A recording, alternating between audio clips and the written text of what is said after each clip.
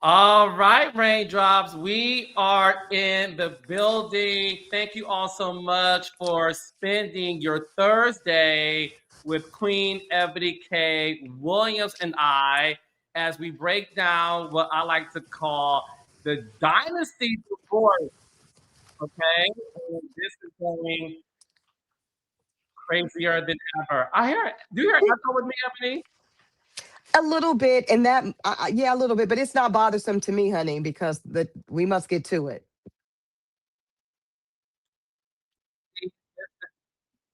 We have some feedback for some reason, but let I do me. hear a little feedback, but not bad though. Okay. Ooh. All right, let me try something because guys, we're live, so this kind of stuff happens. But Yeah, Carlos, can you do echo cancellation?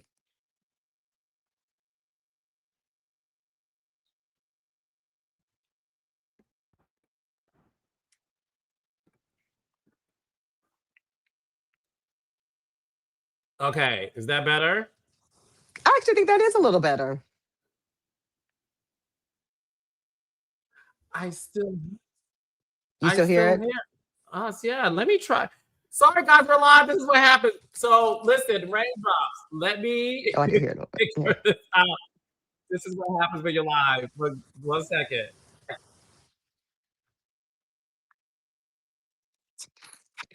Hi, raindrops. It's just me, full Judge Ebony mode from Los Angeles, California.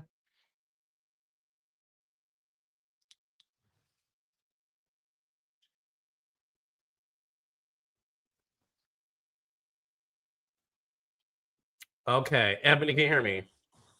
I can. I'm telling you, Carlos, I don't think it's that bad. I think it's probably worse for you. If for some reason, yes, I don't know what's going on. It definitely is for me. Let me try something. Let me try something. Oh, I know what it is. What is it? Is it because I'm using headphones? No. You're so silly. No, it's because I have my YouTube up and I was hearing Oh, myself. that's what it is. Okay. So, yeah, so I'm gonna do this right now. Hold on. Okay, that's exactly what it was. So Rachel, so I know. Look, the Rachel like you actually sound fine. I'm like, no, it's all me because raindrops.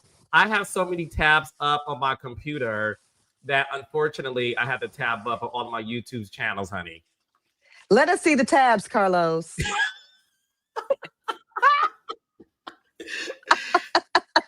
Messy Ebony, boots. I have like 15 up. Know that. And let's see all 15. Now, Ebony, honey, look, in the words of my legal girlfriend, Ebony, some things are proprietary information, and Boop, boop. And we are never forced to incriminate ourselves. Shout out to the Fifth Amendment. shout out to the Fifth Amendment. So, raindrops, thank y'all so much. Ebony, they're saying you a little blurry right now. Not sure what's going on, Oh, but guys, God, let's see. we're live. We're live, and Yeah, Ebony let's try. is because a lot of you guys have been asking about her judge show. So, Ebony is in full garb, looking amazing as Yes. always. Thank you. Yeah, this West Coast glam is otherworldly, so they're incredible. Shout out to Latrice and Queen. We're filming new episodes, raindrops of Judge Ebony as we speak. As you can see, season 2 live in effect, and coming to you soon, 2026. Well, we love that. So, Ebony, I fixed my situation. So, the raindrops want you to log off. Don't leave exactly. Log off and log back in because they say it may Okay. change the blurriness. Just Not the listen. raindrops in typical production, child. Okay, but guess what? Guess who's gonna listen? Me. I'll be right back. Okay. This is hilarious. Okay, what is this? So, raindrop, that's what happens when we're live. I love it though. I love it. We have so much to talk about. Greetings and salutations, honey. That's what we're doing. So, on tonight's live, I've listened and I responded. and you guys wanted me to bring back my amazing friend and amazing co-host Eboni K. Williams to talk about the Kandi and Todd divorce proceedings. So on this one, what we're going to do is utilize Eboni's amazing intelligence when it comes to the law and being a celebrity and how those two things sort of intersect when it comes to what happens with a celebrity divorce, the money that's at stake, children being involved, minor children at that, in addition to recent information about particular allegations of possible cheating. So, Eboni, are you ready to break this all down? I am, if I have shot approval from the raindrops. Shit. I mean, well, damn.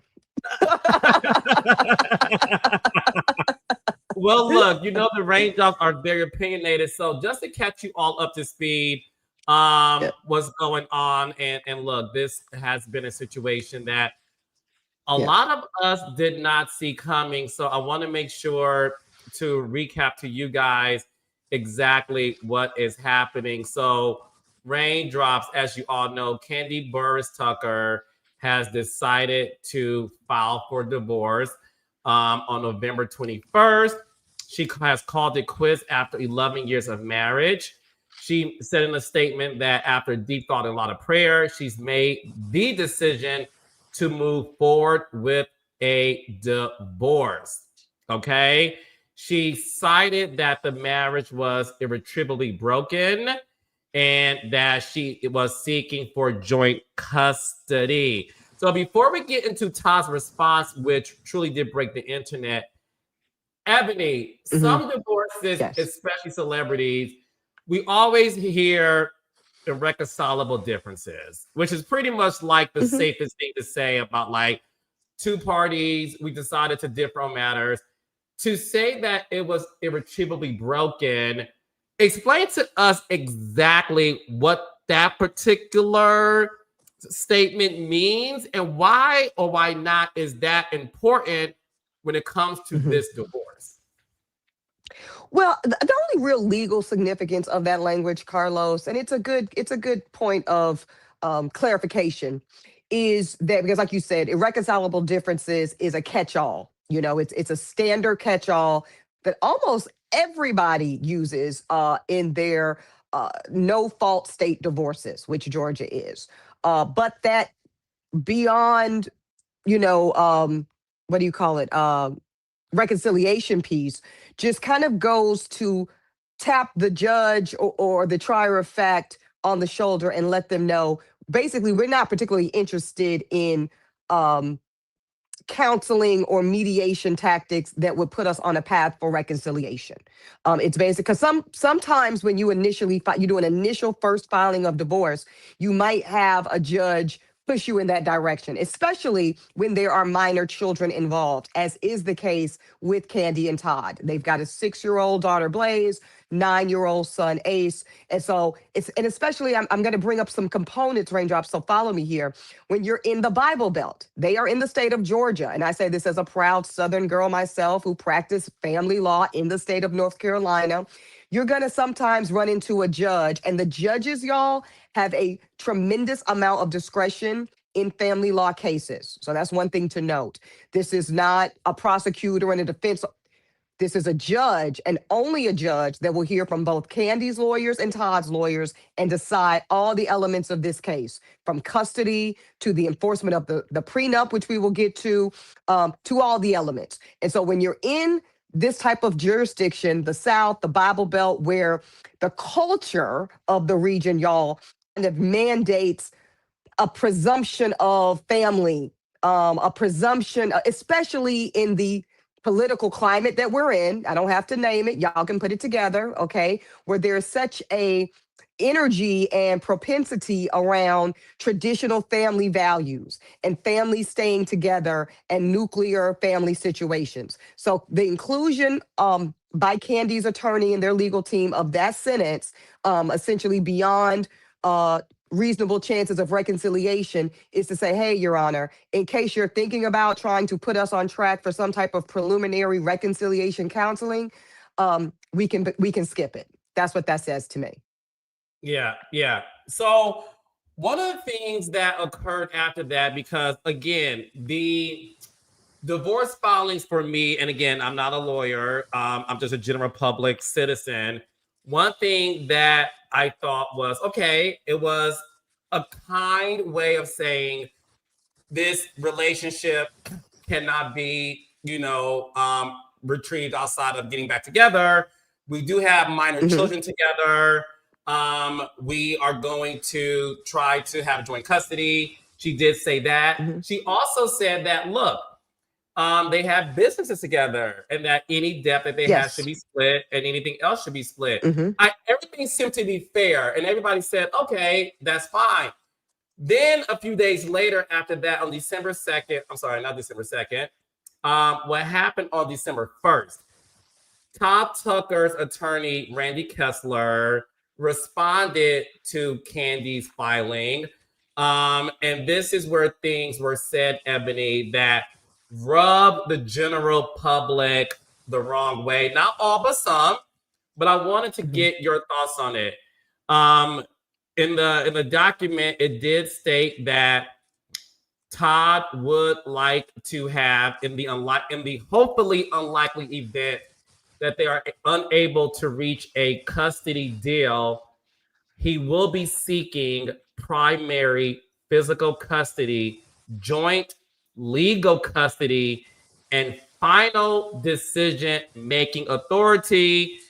The document stated that Kandi having substantial time and meaningful access to the children. He's praising her as a mother. But he also did say that because she travels a lot, he wants to be able to be the primary parent if they're unable to reach a deal. You being Yes. a mother yourself, you being a Yes. working mom yourself, you're actually on set today. Yep. What Out of are your state, thoughts on by what the he's way. saying? Out of state, on set, on the other side of the country. So I'm actually very similarly positioned to where Miss Kandi Burris is in terms of this type of situation. So let's start in the back, Carlos. Let me do some issue spotting here, old school style. Um, Everything you read, and I'm so glad you read it in its totality around uh, Todd's request on the custody piece, the initial request. This is around a potential child support claim. Okay, so let's reverse engineer it. This is setting up a potential claim from Todd and his legal team to seek child support.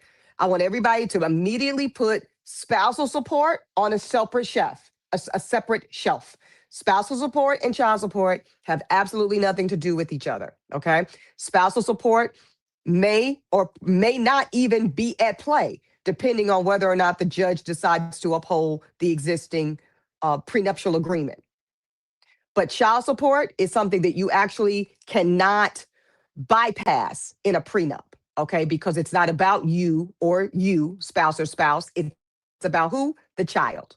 So, excuse me, with that framework, with this being all about a potential child support claim, that would be why Todd, through his attorney, Randy Kessler, would be seeking primary physical custody. Because if you don't have primary physical custody, there is little to no claim around why you should be compensated from the other parent. Because the judge will typically look at that as if it's split physical custody, they will look at y'all as equals who are more or less equally positioned to care for the children through your own resources with the time you each equally have the children.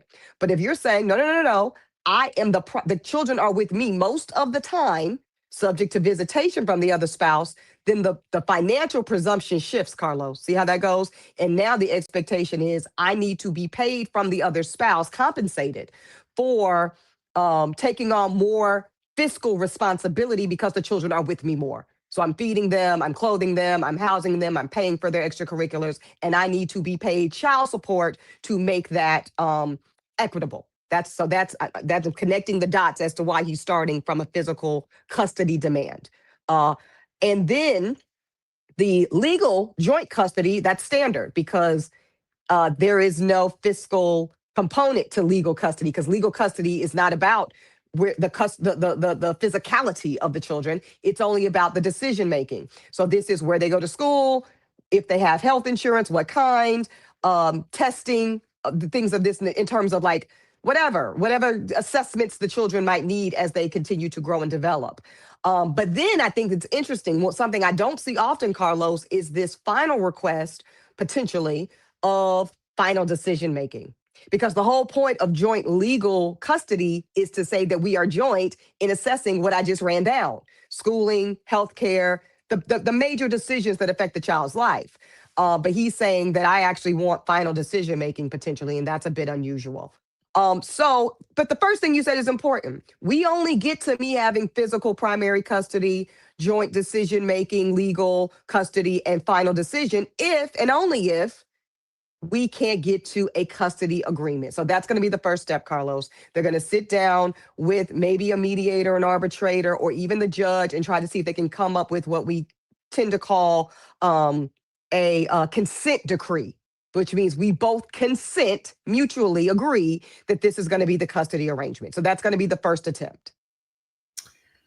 Todd on his social media has had this sort of like social media series, nothing I would call a webisode, but he has been promoting that he does a lot of daddy daycare.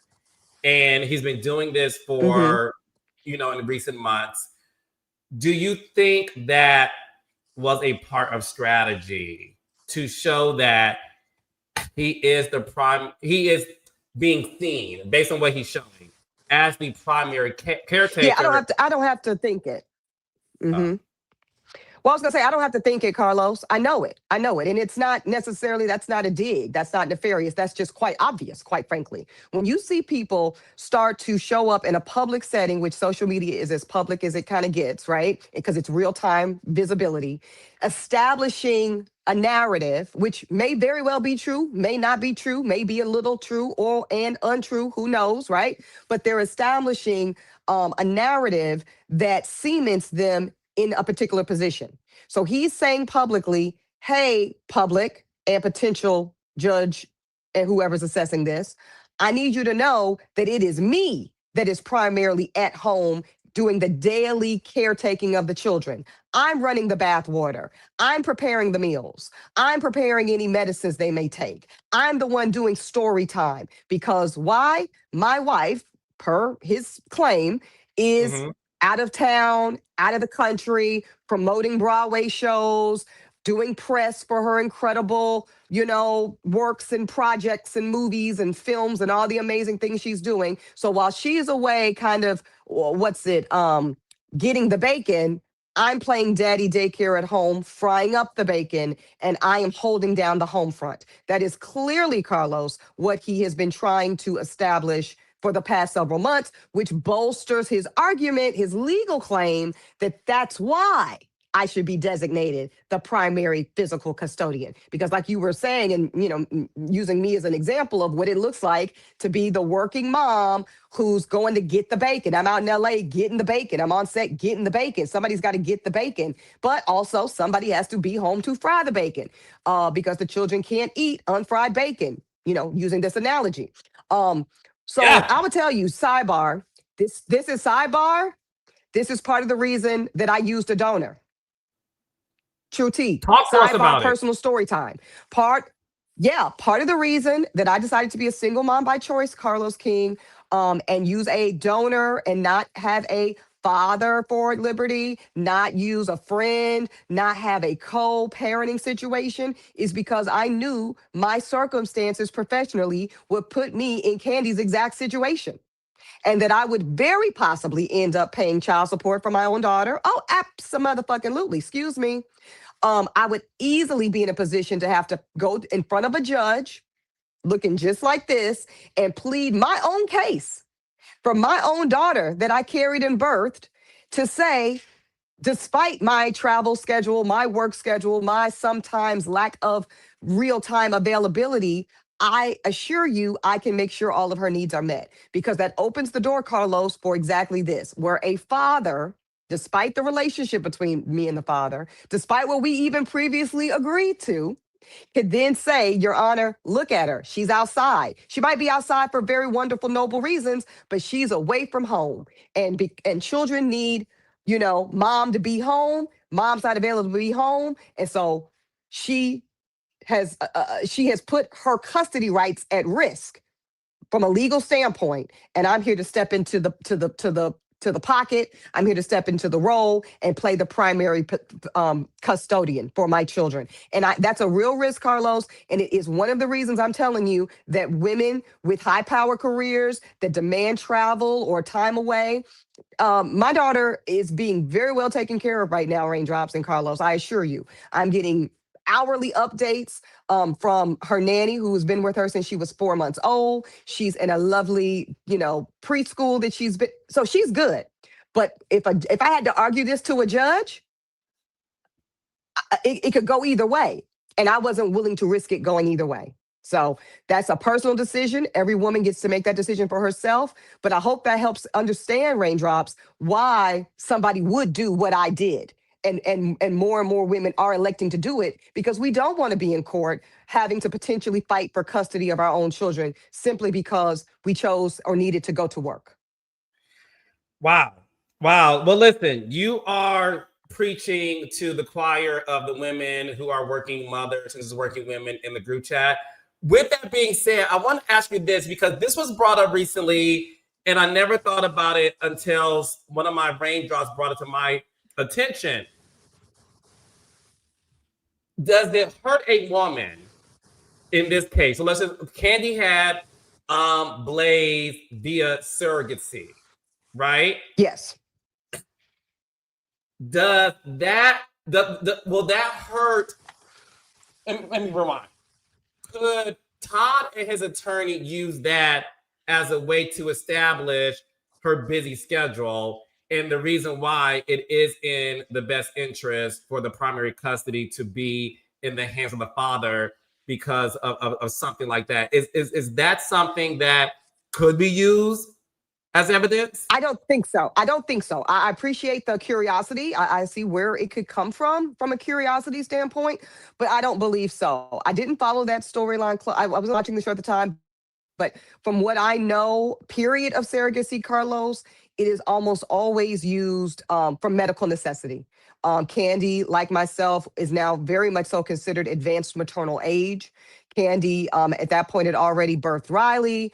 Also, at that point, Ace. And Ace, she was older as well. So I could see where, medically speaking, she would have a very sound argument to say that Blaze was brought to the world lovingly and beautifully, surrogacy, because not of professional obligations, and she couldn't carry the baby because it was inconvenient, but due to medical reasons. So that would not, I don't see any argument, Carlos, where that would legally work against her.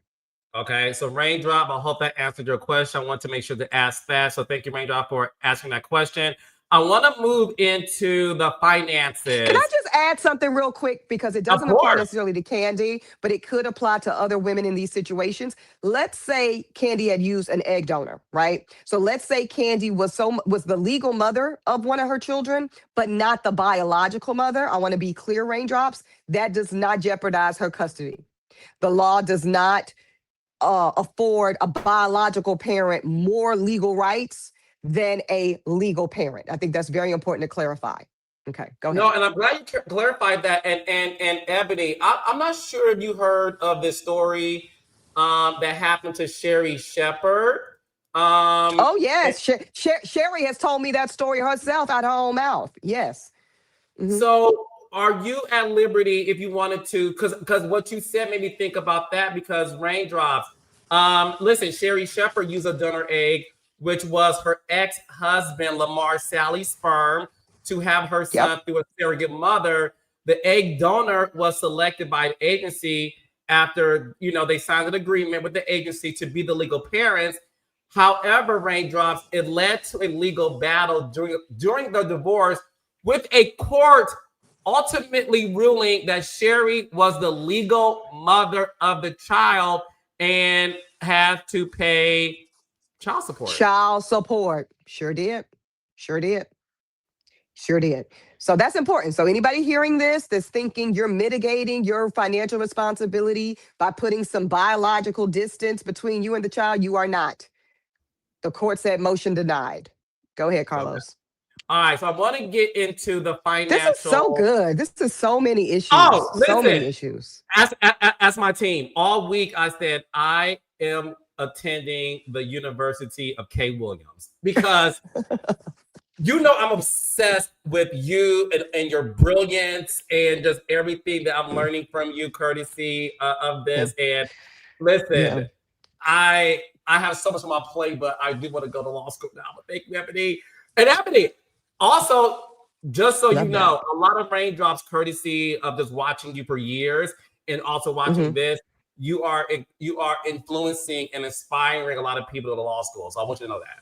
I so love that. You, just so y'all know, raindrops of the entire legal profession, only 5%, count on one hand, 1, 2, 3, 4, 5% are Black attorneys. There are less than, for men and women, Black men and women, there are less than 67,000 Black attorneys in the United States of America. We are underrepresented in this profession, and it affects us in every way, from child support to criminal court to real estate property court. When you get people's deeds stolen from underneath them, we need us. So Carlos, all jokes aside, brother, I will literally write your personal recommendation letters to law school. And I am hand to God, very dead serious. Very Thank you serious. for that. And you know me, I take, listen, she knows because we work together. Everything I do, I Yeah. take seriously and I'm always preparing Yeah. myself. So when the time Yeah. is right, I will let you know. Okay, so Yes. raindrops. As we all know, Kandi and Todd got married April 4th, Mhm. 2014. Todd in the court documents has stated that although he admits that he did sign a prenuptial agreement, he is suggesting, though, that he was pressured into signing it without his lawyers around. Todd's lawyer said that he was presented without having counsel present, even though Kandi, then counsel, had communicated previously with Todd's counsel regarding a potential prenuptial agreement. One thing I Mhm. want raindrops to know, because I know this dealing with business, what that means, raindrops, and I want Ebony to school us on this.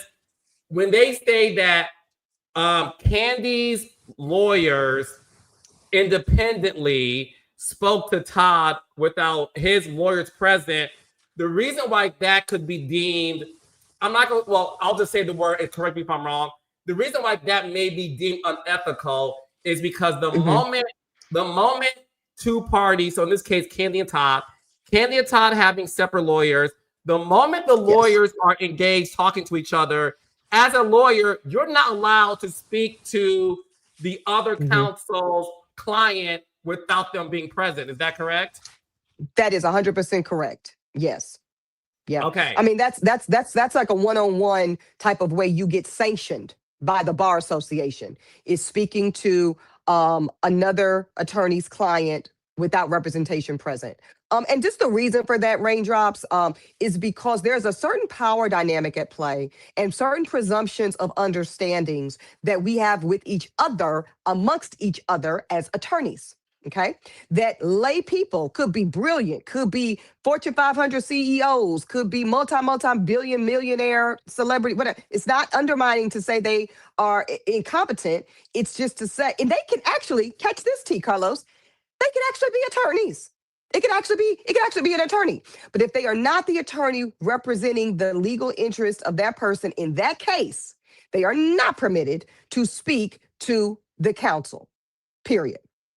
Yes. And what we saw in the wedding special was Kandi did call her lawyer. Todd was present. Todd tried to call his lawyer. He didn't answer. But we did see on camera that Candy's lawyer on speaker was talking to Todd. And what happened on the Yes. wedding? Yes, Can we that also happened. flag that when Todd tried to then later in that same scene call his lawyer Randy and tried to do the same thing, like, hey Randy, Candy's right here with me. Can you talk to us and basically calm her down and let her know it's gonna be all right? Randy Kessler said, what? I think not. I will not be speaking to Miss Burris without her counsel present. But what I can do for you, Todd, is get on the phone and call Candy's attorney and we could talk lawyer to lawyer. So that's the easy way to think about it, Raindrops. Lawyers should be talking lawyers to lawyers, and the parties should be talking to each other. But we will not have a dynamic, a triangulation is the word, where me and my lawyer are sitting on the phone with my future husband without his lawyer present. Because that in and of itself can be construed as a form of duress, a form of compounding pressure and obligation that does not afford equal representation. So with all of that being said, Todd, attorney in this document, okay, is the reason why he is questioning the prenuptial agreement, because of the fact that he did sign the document without his attorney present. One thing that the attorney is saying, Eboni, is the fact that I'm going to read it verbatim because I want to misquote things right now. Give me 1 second. Okay. Tucker's counterclaim for divorce also demanded a division of all marital assets, both real and personal, tangible and intangible, between the parties. What does that mean, Eboni? Okay. I'm so sorry. Production was in my ear. Read that last line again, baby. Thank you. Okay. Just the last 2 lines. Okay, a division of all marital assets, both real and personal, tangible and intangible, between the parties. Well, that's just going to probably mean to cover all bases, right? Because we know Georgia's a community property state. And he's just saying, hey, listen, we want we know what real property and assets are. That's the houses and the cars and things like that, clothing, jewelry, things like that were purchased during the marital time, which 11 years. But the intangible stuff, that could be things like stock that appreciated maybe, right? Or if either of them or both of them have any pension funds. So basically, accounts things that are not liquid, assets that are not liquid. So whatever, that could be any account, money market accounts, things of that nature. One thing that I want to get into is the fact that people assume, Eboni, like, hey, they signed a prenup, they got a divorce, everything should be good. It's a legal document. Tell me why that's not always the case. They weren't married for 10 plus years. Somebody did say in the chat that, is it true that in 10 years in the state of Georgia that you may be able to renegotiate your prenup just based on all of the activities that may have occurred in the 10 years? And one thing that I do want to say, Mary J. Blige, ex-husband Kandi, did sign a prenup. However, she still had to pay him. As Dustin Ross affectionately calls him, Ken Don't. Shout out to the lovely Dustin Ross. Yes, Dustin. Okay, so a few things. This 10-year mark, let's clear some things up. 10 years in some states is hugely significant, like the state I'm in right now, California. In California, we saw this with Tom Cruise and Nicole Kidman. In California, legally speaking, it's for real once you get to 10 years, meaning it now becomes very difficult to not cash the other party out once you hit the 10-year mark. Now, let's go to Georgia where this is happening.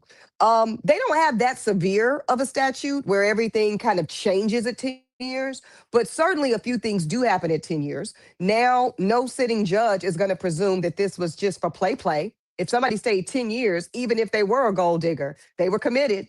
So we're going to treat them more seriously. That's a real thing. Also, at any point in the marriage, but certainly it's more likely after the 10-year mark, things could be renegotiated. We even heard Ashley Darby discuss this on Real Housewives of Potomac when she was still married to Michael Darby.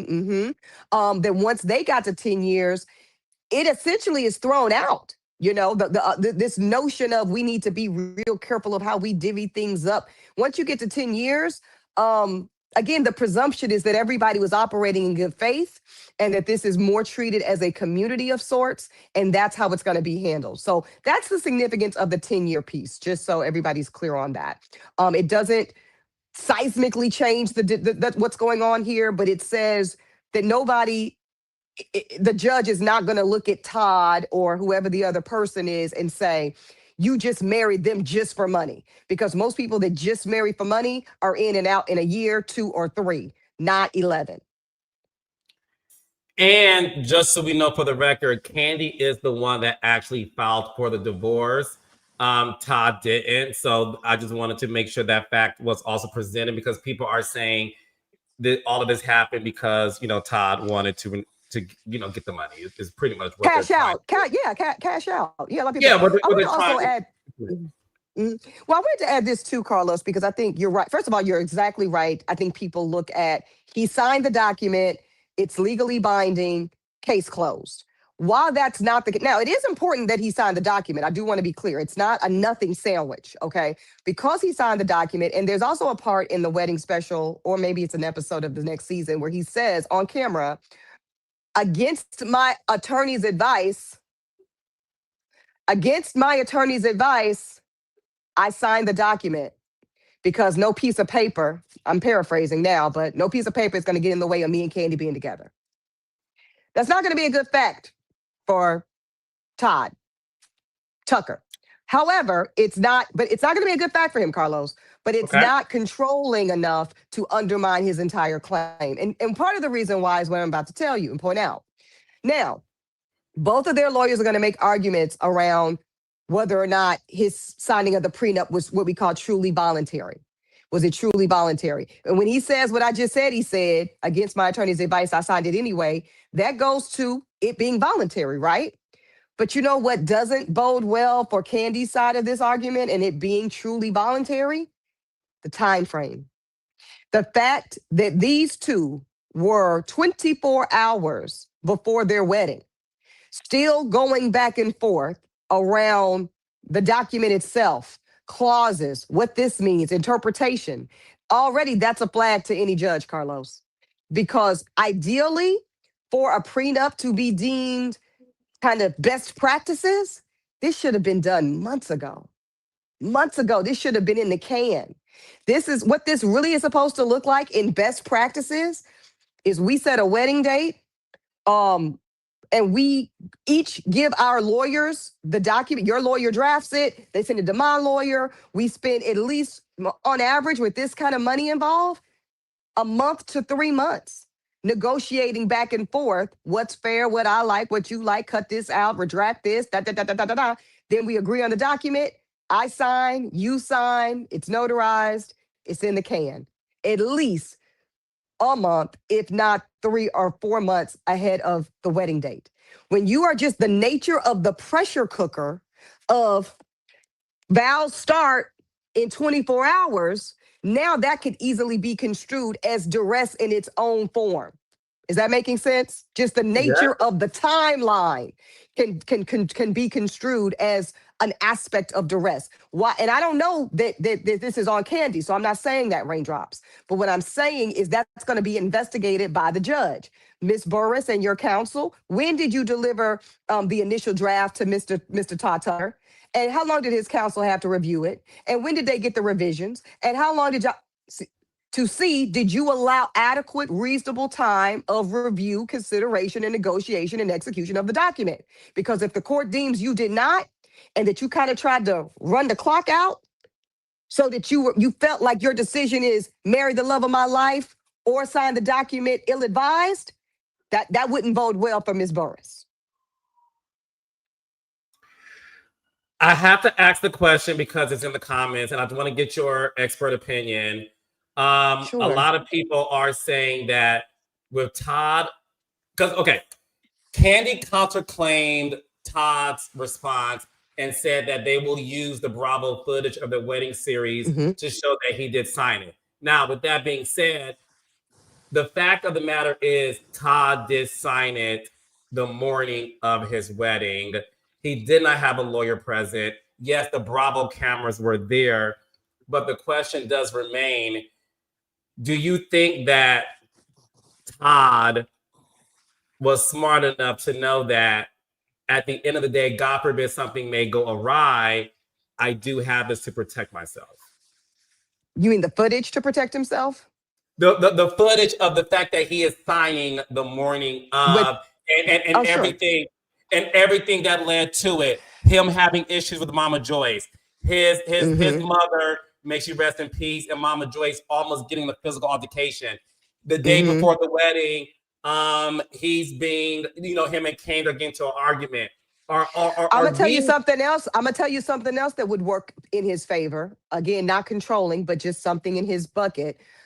There was a couple of times that morning or the day before rather, where Kandi was saying things like, "What do you need to talk to your lawyer for? Talk to him for what? This is open. This is this is simple. You're making something out of nothing." That kind of language, not ideal for showing voluntariness, because what ideally would have been said is like, "Of course, baby. Call your counsel. Call them a million times. Go over it 1,000 times. I want you to be completely comfortable with all the terms and conditions in the document before we walk down this aisle." That's what a judge is ideally looking for, not anything that looks to try to circumvent the conversation with counsel, because it's very important. Yeah, yeah. Okay, a few more minutes. I'm gonna get back to work. I want to get into this. So Ranger, that's all the legalities that we know as of today, December 4th. As Hmm. of December 4th, 6:47 p.m. Eastern, Todd's attorney Randy Kessler has not counterclaim to Kandi's response. Now, yesterday, Ebony, the very credible People magazine Hmm. revealed that a source said that Kandi Burruss discovered that Todd Tucker was talking to other women behind her back. That same day, yesterday, Kandi revealed on her Instagram a post where she said how she has been dealing with this for months and that Hmm. sometimes we have to check on your strong friends. She had a photo slide of her smiling and said that she was hurting and was in pain emotionally behind these photos. Today, Todd posted a photo of him in a scenery background saying how he's with somebody, a friend of his, and this journey has been difficult for him. Hmm. Are these two Interesting timing, people, right? is the timing? Do you think these two people are using the media to influence the public perception of, did Todd cheat on Kandi? I'm emotionally distressed too, not just her. Hmm. Is that a factor in this that could help the case legally? I think they're doing what people in their position kind of have to do right now, Carlos, which is do two things at once. They are letting their lawyers, their actual lawyers, navigate this very real issue of divorce and custody and all these things in the court of law. And because of just how hugely public Kandi and now Todd are, they are working the court of public opinion at the same time.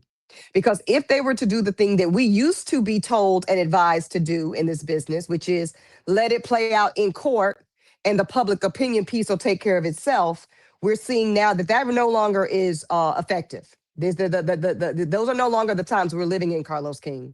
So they are doing what public figures of their magnitude must do, actually, I would say, which is get in front of some of this public narrative immediately and as soon as possible.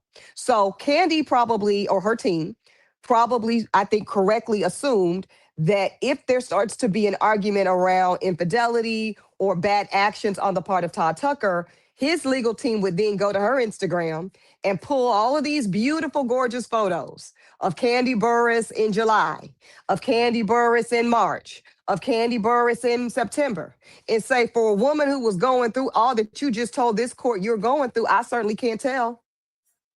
This is how this goes. Ebony, I'm just telling you what how it go down in the war room, baby. I'm telling you how I go down in the war room. I'm telling you how I go down in the depositions because I've sat in them. I have done the questioning. Well, ma'am, you just told me that your husband was cheating on you with your best friend and this and that, and you going through it and you got postpartum. Was this you having postpartum in Malibu? Was this you have? This is how it go down, baby.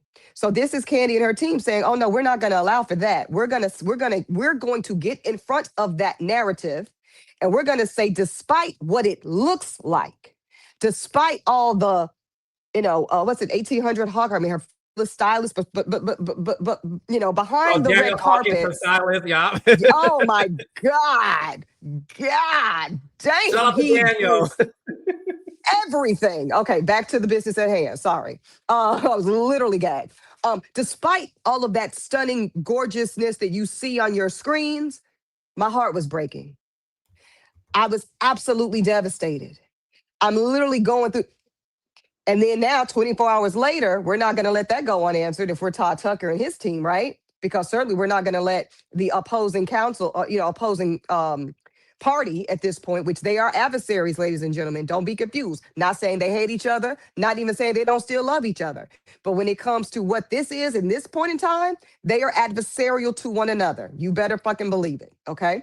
So he's not going to allow his now adversary to take that argument and run with it unanswered. So now we too have to make our case that despite what it looked like and the holding hands and the red carpets, I too was struggling.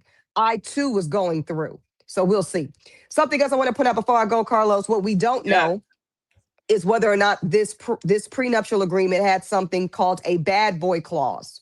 Okay, this says that a part of the divvying of the assets and lot is predicated on behavior. Now, these are very common because they're very hard to enforce and very hard to prove. But it is something that we see sometimes. It's rumored that Jessica Biel and Justin Timberlake have such a clause that says, in addition to the basic consideration, who has what, who made what, who brought what to the table, and when they bought it, and da da da, we're also going to consider before we make the division of assets and liabilities, take into account whether one or either party committed infidelity, was a bad actor, if indeed fidelity is even a consideration in the marriage. So we don't know. And I have no reason to know because I wouldn't know, right? We haven't seen the documents yet. But I just want Raindrops to put that on the radar, that if indeed there was a bad boy clause that says all of this looks different if Mr. Tucker is proven to be out of fidelity, or maybe if Ms. Burgess is proven to be. And sometimes they go one way. So don't assume that what's good for the goose is good for the other. I've seen bad boy clauses that only apply to the husbands. I've seen bad woman clauses that only apply to the wife because it's understood that the husband, because he's bringing the whole bag, can do whatever he want to do. But you, bitch, you better not think about it. I've seen it. So I'm just telling you what it is. Okay. Okay. So yeah, go ahead. Two more questions. With that being said, Kandi and Todd have been very public and open about inviting women in their bedroom. It's been something that they've been very open about. This is not a secret. They have threesomes. They've been very open about it. They had that understanding.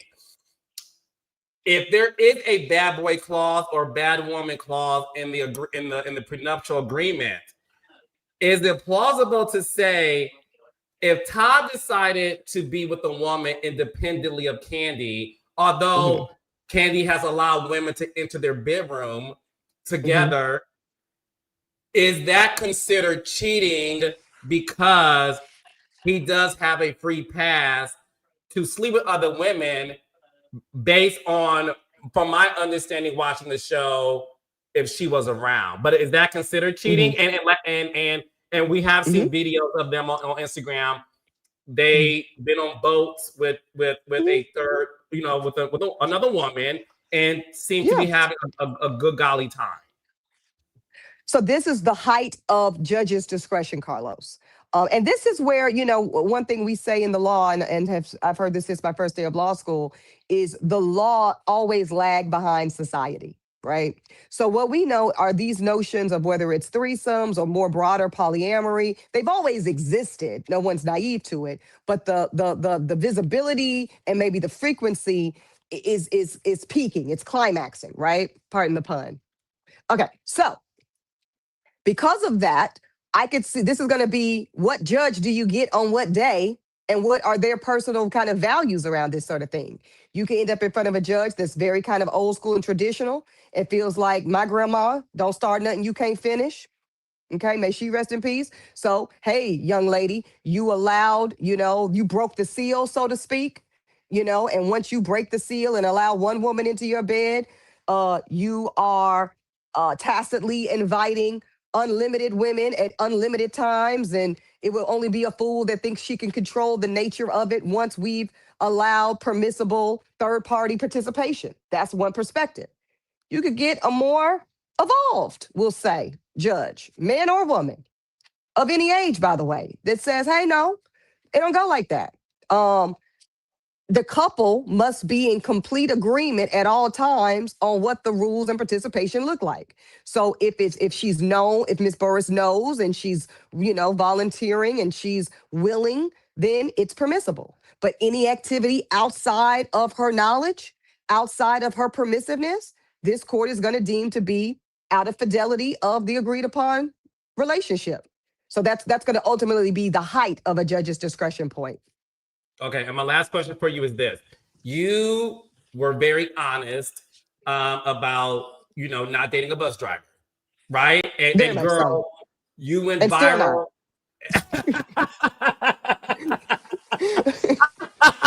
and listen. Absolutely not.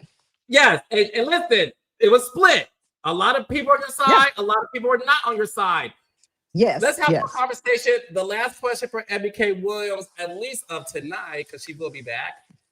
Mm-hmm.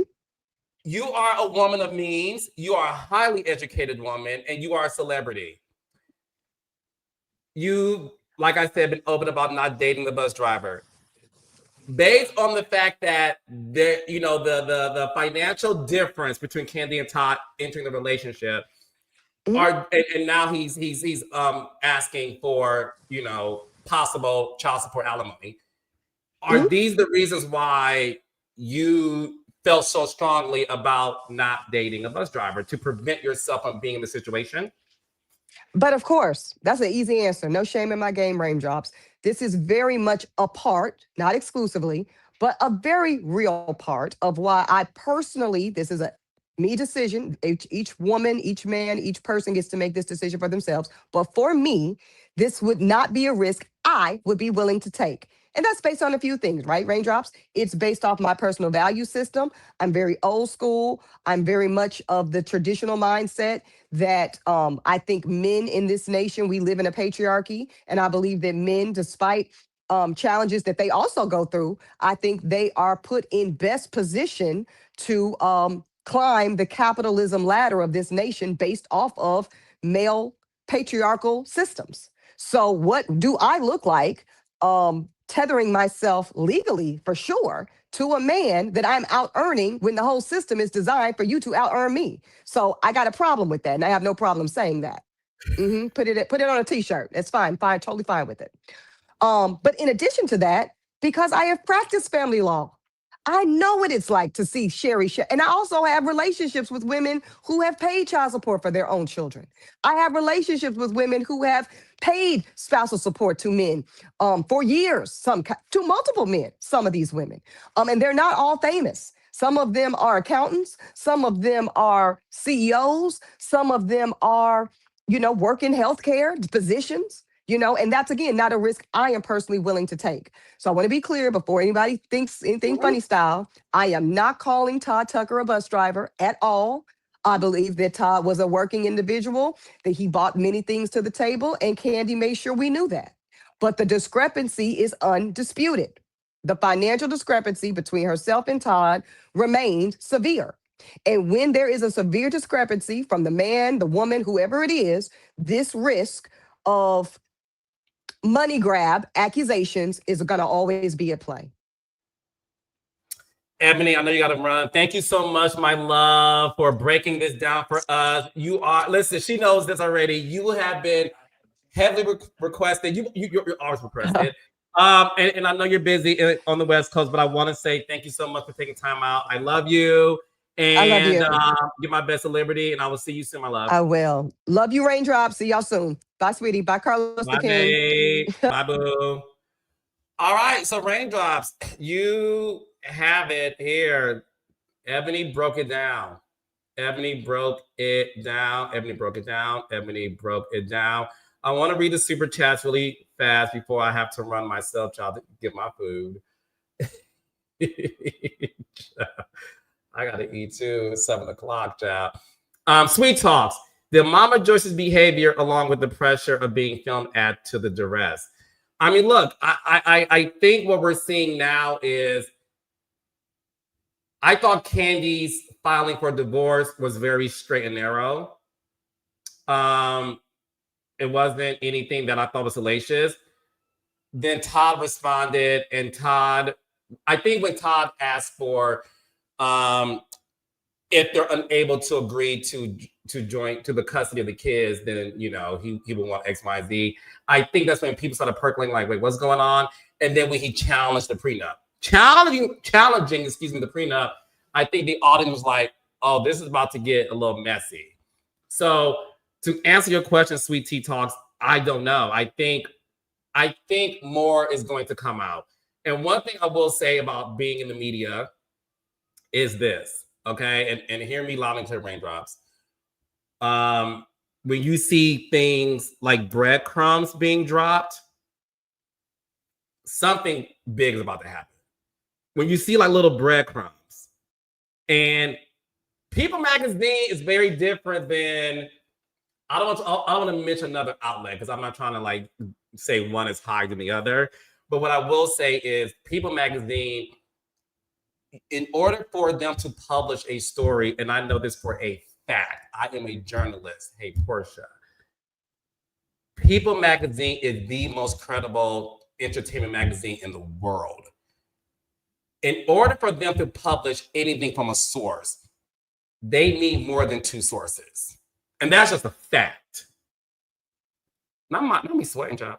That's a fact. You need more than 2 sources for People Magazine to publish anything. They're not going to take a phone call from Edna because she heard on the streets of MLK and First Avenue, or she read on the YouTube streets, child. No, they're not going to, which I think a lot of people should not do, but I digress. Stop reporting on things that isn't substantial. Anyways, they're not going to report on anything unless they get multiple sources. So what happened yesterday, I was like, People Magazine?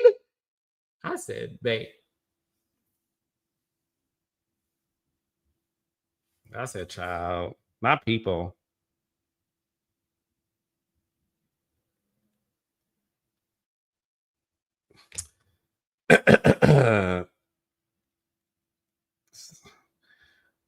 I'm ordering my food. So that happened. And then I know you guys look. Wait a minute, Carlos. Miss Edna's reliable too. Yes, child. But I'm just saying, not when it comes to sources that People Magazine is going to take without talking to Miss Edna, in addition to 2 more people, child. That's all I'm saying. Okay? So when I saw that, I was like, oh, these are breadcrumbs. Because that's how the media works. It is what it is, child. Okay. Oh, I missed this. This is a question for Eboni, Melina, and C. Hey, Carlos and Eboni. If Todd cheated, could he still get alimony? Love y'all. I'll bring, you know what I want to do, actually? I want me and Eboni to come back and then maybe bring on a Georgia divorce lawyer to talk to Eboni and I. Would y'all like that? Because the thing is this, everything is contingent on the state where you get married. State laws are different, as you all know. That's that. All right, last question from page 4128. Carlos, as a producer for Kandi's wedding special, how did you feel about Kandi giving Todd the prenup 48 hours before the wedding? I saw that in the comment. First of all, I have no feelings in terms of, me as a producer, I follow the reality. I don't invoke my personal opinion based on the reality of the people we're filming. So I was too busy following it in real time. I did see in the comments, though, that a lot of you guys are saying that she gave him the prenup 48 hours before they got married. I don't I don't know if that is true. I have to go back and watch the season. Based on my memory, I think he had it. I don't think Todd had a first draft of the prenup 48 hours before they were married. I don't think that's the case. I think what may have been the case is maybe the final draft on Kandi's part was sent to him 48 hours, but I don't think he received a first draft 48 hours. So, but who we watched the wedding special here? Okay, the diva just me said, I heard he got it 3 weeks before. Okay. What I'm gonna do is look at the wedding special again. Because I don't remember. I don't remember. But I do not, I'm 99% sure he did not receive a first draft 48 hours. I don't think so at all. I don't think that. But he did receive the final document the morning of the wedding because we were there filming it. So, all right, Raindrops, listen, I hope you guys enjoyed this episode. We will be back more when more information occurs. And thank you guys so much. And I'm dropping another episode tomorrow. Okay. So make sure you guys go on Patreon. Patreon, Dr. Heavley and I, every week, we are recapping Married to Medicine. Sign on to Patreon to watch Heavley and I recap Married to Medicine. And sign on to Patreon to see Marlo Hampton and me do our fashion recaps. Okay? All right. That's patreon.com/TheCarlosKing.